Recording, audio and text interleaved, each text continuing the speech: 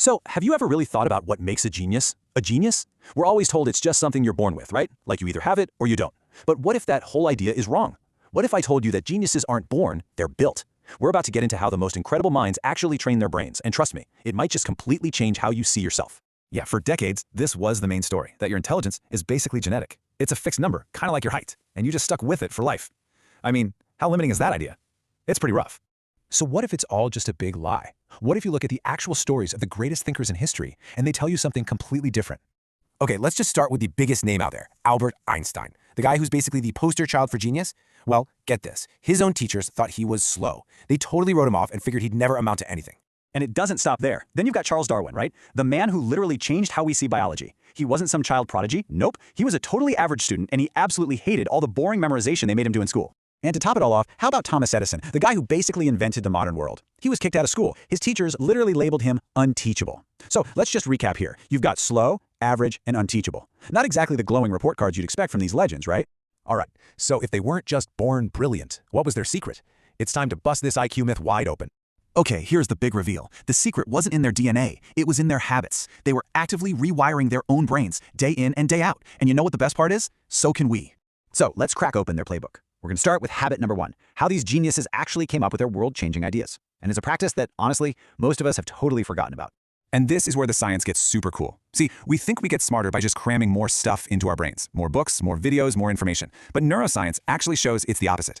Your brain's biggest upgrades, its biggest creative leaps, happen when it's forced to work without any new information coming in.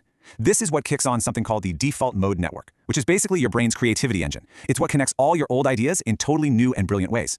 Einstein was the absolute king of this. He wasn't just sitting there solving equations on a chalkboard, he ran thought experiments. He'd ask himself these wild questions like, what would actually happen if I could chase a beam of light? And then he'd just go for a walk, for hours. No phone, no notebooks, just him and his brain, letting all the pieces connect. That was his real lab. So how do you do this? It's super simple. Start taking daily thinking walks. But there are rules. No phone, no music, no podcasts. It's just you and your own thoughts. And look, at first it's going to feel weird, maybe even really boring or uncomfortable, but you have to embrace that feeling. That discomfort, that's the feeling of your brain getting smarter. Okay, so that's how they think. But what about how they learn? Well, for them, it was never about just finding the easy answer. It was all about embracing the struggle. Yeah, it turns out really smart people, they put off asking for help on purpose. They get that the brain is like a muscle. It only gets stronger when it has to try and fail and then try again. Benjamin Franklin was a pro at this. He'd read an essay, put it away, and then try to rewrite the whole thing from memory. He'd totally wrestle with it, and only then would he go back and check the original. That whole process, that struggle, is what forced his brain to grab the information, organize it, and make it his own. So here's the move for you. Next time you're stuck, before you hit up Google or ask a friend, force yourself to write down your absolute best guess, even if you know it's probably wrong. Because that struggle isn't a sign that you're weak. It's the literal mechanism that's building stronger connections in your brain. It's what makes learning actually stick. All right, so it's not just about the struggle. It's also about what you're learning. See, geniuses don't just stay in their own little lane. They don't just dig one deep well. Instead, they build bridges connecting all sorts of different fields. That's how they build these super flexible, powerful minds. The legendary investor Charlie Munger has a great name for this. He calls it building a latticework of mental models. Just think of it like building a toolkit for your brain. Instead of memorizing a bunch of random facts, you're collecting the big core ideas from different areas. Like from physics, you get cause and effect. From biology, you learn about adaptation. From psychology, you understand biases. And all of a sudden, you can look at any problem from all these different angles and see solutions that a one-track mind specialist would totally miss.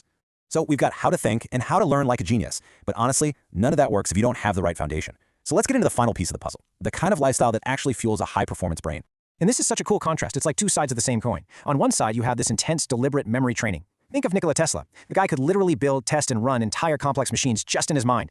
Training your memory like that makes your brain's wiring denser and more efficient. But then on the other side, you have managing your cognitive energy. Charles Darwin, for example, only worked for about 4 or 5 really focused hours a day. He understood that your brain doesn't get better during the grind. It upgrades itself during the recovery.